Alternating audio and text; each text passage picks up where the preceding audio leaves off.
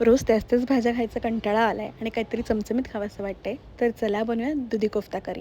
त्यासाठी आधी दुधी भोपळा स्वच्छ धुवून घेतला, त्याची सालं काढली आणि तो किसून घेतला. त्यानंतर त्यातलं सगळं पाणी काढून टाकलं आणि त्याच्यामध्ये बेसिक मसाले जसं की हळद, तिखट, जिरं, मीठ आणि ओवा ॲड केला. त्यानंतर त्याच्यामध्ये बेसन ॲड करलं आणि जसं आपण भजीचं बॅटर तयार करतो त्याप्रमाणे ते तयार करून घेतलं. एकीकडे मी तेल तापत ठेवलेलं आहे.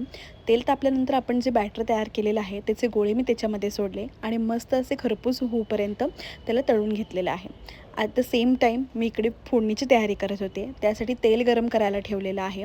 बेसिक मसाल्यांचाच ह्याच्यामध्ये वापर करणार आहे आणि त्यानंतर मी कांदा, आलं, लसूण ह्याची एक पेस्ट तयार करून घेतलेली आहे. तर टॅमॅटो, कढीपत्ता, मिरची आणि कोथिंबीर अशी अजून एक पेस्ट तयार करून घेतलेली आहे.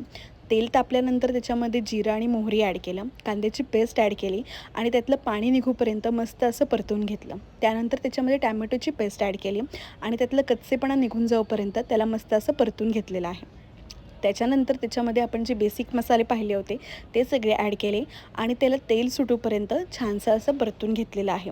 इथे तुम्ही बघू शकता की मस्त असं तेल सुटलेलं आहे. आता त्याच्यामध्ये थोडंसं गरम पाणी ॲड केलं आणि परत एकदा छान परतून घेतलेलं आहे. इथे तुम्ही पाणी तुमच्या सोयीनुसार ॲड करा, फक्त ते पाणी गरमच असलं पाहिजे, त्यांनी तर्री खूप छान तयार होते. एक उकळी आणली. उकळी आणल्यानंतर त्याच्यामध्ये चवीप्रमाणे मीठ आणि चवीप्रमाणे कसुरी मेथी हे दोन्ही ॲड करून घेतलेलं आहे आणि परत एकदा उकळी आणण्यासाठी ठेवून घेतलेलं आहे. सो इथे तुम्ही बघू शकताय तवंग हा गरम पाण्यामुळे खूप छान आलेला आहे.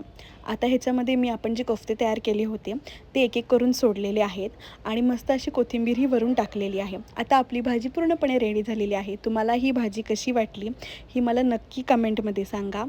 That's it for the day. Bye.